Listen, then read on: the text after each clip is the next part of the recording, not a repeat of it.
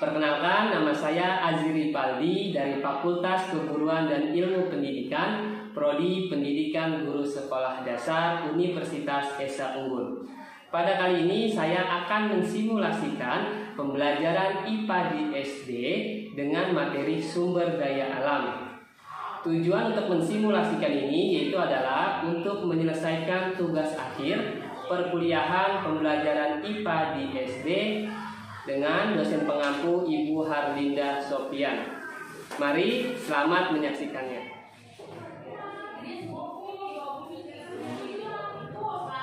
Assalamualaikum warahmatullahi wabarakatuh. Waalaikumsalam warahmatullahi wabarakatuh. Selamat pagi anak-anak. Pagi, Pak. Baik, gimana keadaannya? Alhamdulillah baik. Oke, kalau sehat semua. Ya, sebelum mengawali pembelajaran pada pagi hari ini, alangkah baiknya kita akan berdoa terlebih dahulu. Berdoa akan dipimpin oleh ketua kelas kita. Ayo Saskia, siapkan. Siap berdoa. Selesai. Doa selesai ya. Ya, sebelum mengawali pembelajaran kita, alangkah baiknya Bapak akan mengabsen kalian terlebih dahulu ya, untuk ada yang hadir apa tidak. Ya, coba Saskia Tika Salani hadir. Ya, M. Fahrial Rasid. Ya, siapa lagi coba ini? Oh, Jihan, lupa ya Bapak. Baik, setelah Bapak mengabsen kalian, nah ini Bapak ingin memotivasi kalian untuk mengetahui materi pembelajaran kali ini. Topik pembelajaran kali ini yaitu adalah tentang sumber daya alam. Coba kalian tahu gak sumber daya alam apa itu? Ya, jadi kita sebagai masyarakat Indonesia ini memiliki daerah atau cakupan wilayah yang sangat luas.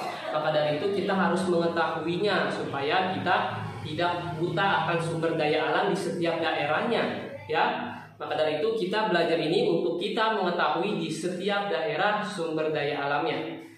Baik, setelah itu juga Bapak akan menjelaskan tujuan dari pembelajaran ini. Yang pertama adalah kalian untuk mengetahui apa itu pengertian sumber daya alam.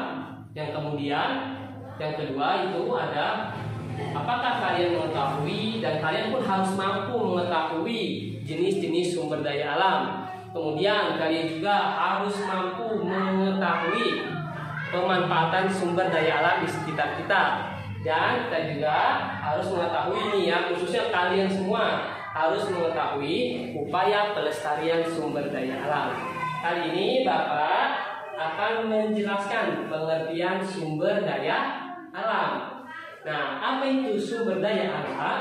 Yaitu adalah segala sesuatu yang berasal dari alam dan dapat digunakan oleh masyarakat. Contohnya seperti air, pasti kita sangat perlu kan untuk air. Lalu untuk kehidupan, tanpa air pasti tidak ada kehidupan di dunia ini. Kemudian kalian sudah paham atau belum? Kalau belum paham, Bapak akan berhenti dulu menjelaskannya. Bapak yang menjelaskan lagi. Gimana? Paham, Pak. Baik, kalau paham semua, Bapak akan melanjutkannya ya. Kemudian kali ini Bapak akan melanjutkan jenis-jenis sumber daya alam. Nah, jenis-jenis sumber daya alam itu dibedakan menjadi 5. Coba kalian buka buku paket kalian ya, halaman 20. Ya, ini buku paketnya ya. Baik, kita buka halamannya. Sumber daya alam dibedakan menjadi 5. Yang pertama, berdasarkan sifatnya itu dibagi menjadi 2, yaitu dapat diperbaharui dan tidak dapat diperbaharui. Contoh yang tidak dapat diperbaharui dan dapat diperbaharui itu di sini ada hewan, kemudian ada air, ada tumbuhan. Kemudian yang tidak dapat diperbaharui ada emas, batu bara dan intan. Nah, kita lanjut. Yang kedua, sumber daya alam berdasarkan apa? Coba anak-anak. Berdasarkan jenisnya. Dibagi menjadi berapa? Dibagi menjadi 2 juga ya. Yaitu sumber daya alam hayati atau biotik ataupun hidup. Kemudian sumber daya alam non hayati yaitu abiotik atau tidak hidup. Nah, contoh dari sumber daya alam hayati di sini ada masih sama dengan hayati dengan biotik itu hampir sama. Di sini ada sapi atau hewan, di sini ada air, ada tumbuhan. Kemudian non hayati atau abiotik, yaitu di sini ada emas, batu bara dan intan. Masih sama tadi ya dengan berdasarkan sifatnya. Selanjutnya juga, nah Bapak ambil contohnya dulu ya. Di sini ada sumber daya alam berdasarkan lokasinya, yaitu di sini ada sumber daya alam akuatik dan sumber daya alam apa coba? Nah, terrestrial. Nah, sumber daya alam akuatik itu contohnya yang ada di laut ya, akuatik berarti di air. Nah, di sini ada apa coba? Rumput laut. Nah, di sini ada terumbu karang. Kemudian sumber daya alam terestrial yaitu ada hasil hutan atau ini batang kayu. Kemudian ada batu bara. Selanjutnya lagi ada sumber daya alam berdasarkan pembentukannya, yaitu yang keempat ya, yaitu dibagi menjadi 4 juga. Ada sumber daya alam materi, sumber daya alam energi, sumber daya alam ruang, dan sumber daya alam waktu ya. Bapak akan ngasih contohnya nih ya, serta gambarannya. Baik, sumber daya alam berdasarkan pembentukannya dibagi menjadi 4 ya.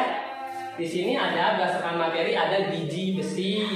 Kemudian ada berdasarkan energinya, di sini ada batu bara ya. Kemudian di sini ada sumber daya alam ruang, yaitu relief ya, relief yang ada di permukaan bumi. Kemudian di sini ada sumber daya alam waktu, yaitu contohnya apa di sini? Semakin kita kering atau kemarau, maka semakin tidak ada air di bumi. Apabila kita sedang musim penghujan, maka dari itu kita akan kebanyakan air ya, yaitu banjir. Baik, sekarang itu ada lagi sumber daya alam berdasarkan daya pakai dan nilai ekonomisnya. Dibagi menjadi berapa? 2. Baik. Apa aja coba nih, Bapak ambilkan contohnya ya. Di sini ada sumber daya alam ekonomis dan sumber daya alam non ekonomis. Yang ekonomis contohnya adalah emas. Yang non ekonomis contohnya adalah air ataupun yang lain sebagainya.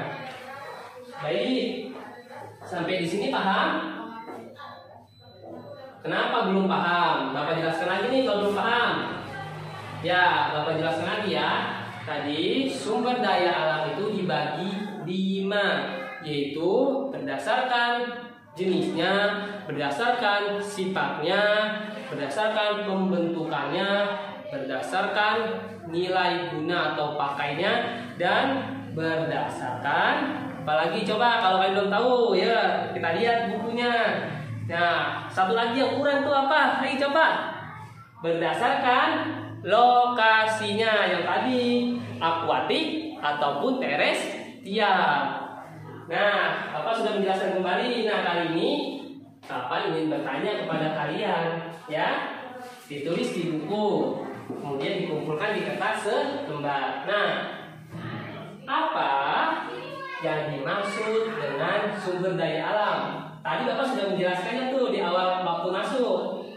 Kemudian Bapak ingin kalian mengetahui, sebutkan 2 contoh dari sumber daya alam hayati. Baik, ya, hanya 2 saja. Kalau sudah selesai, boleh dikumpulkan setelah pembelajaran ini selesai. Baik, selanjutnya Bapak akan menjelaskan pemanfaatan sumber daya alam yang ada di sekitar kita ini.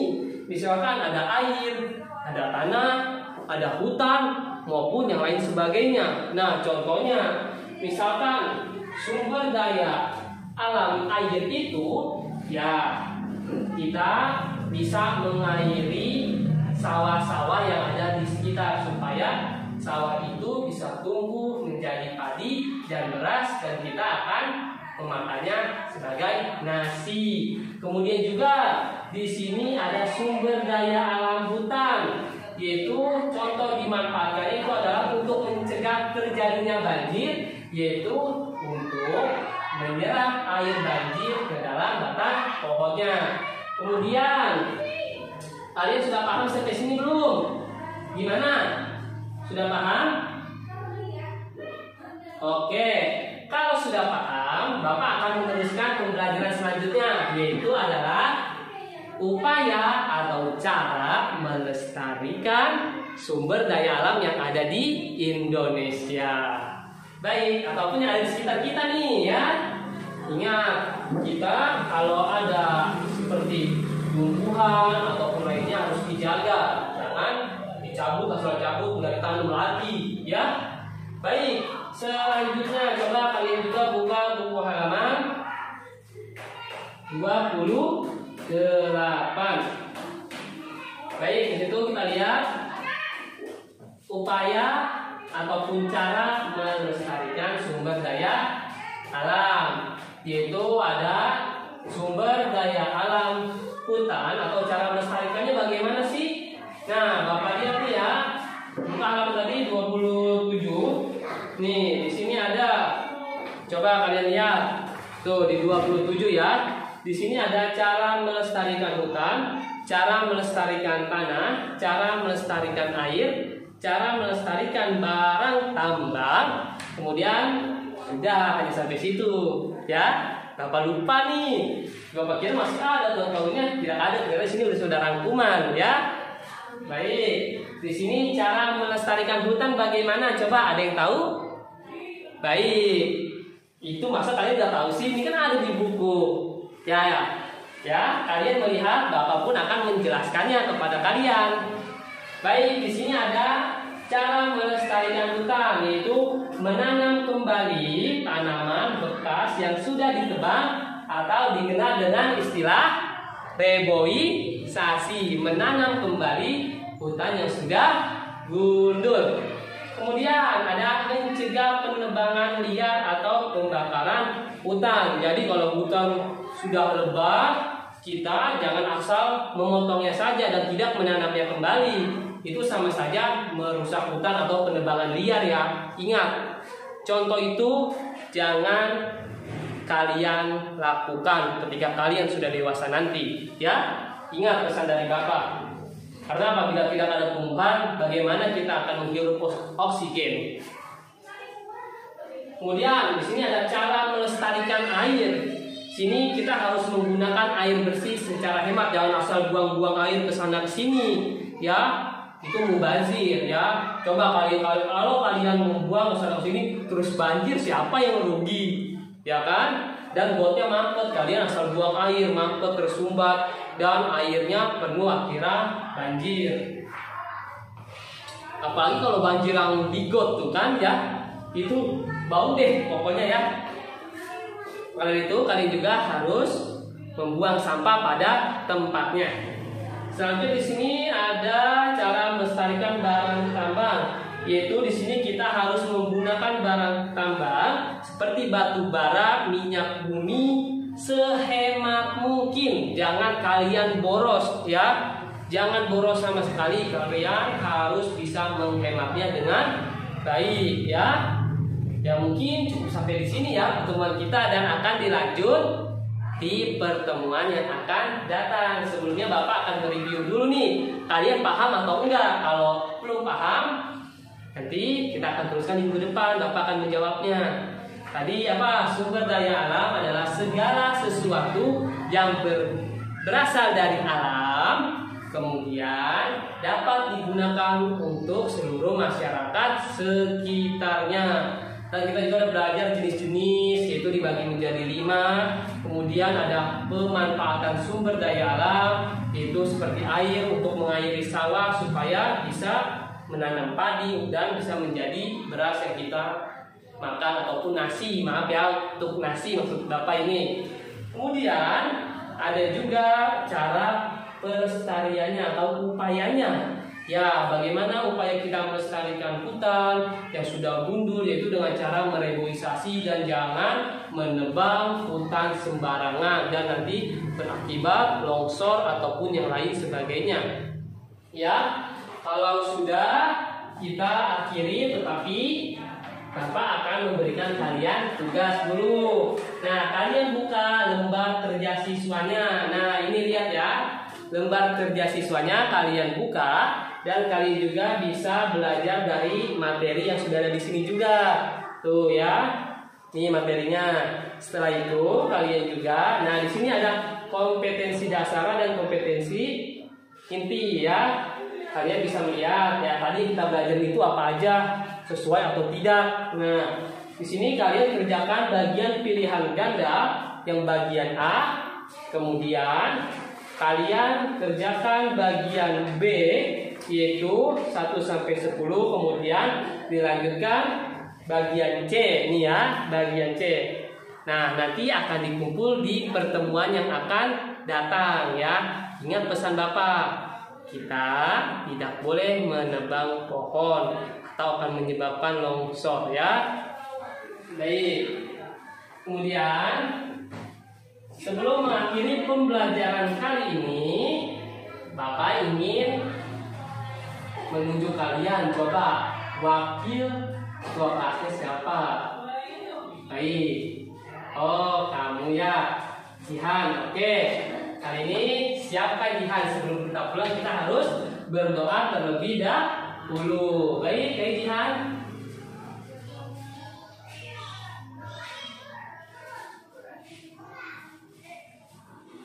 Baik, selesai ya. Alhamdulillah pembelajaran kita telah berakhir pada pertemuan kali ini. Baik, kurang lebihnya mohon maaf ya. Wassalamualaikum warahmatullahi wabarakatuh. Wassalamualaikum Terima kasih ya, warahmatullahi semua. wabarakatuh.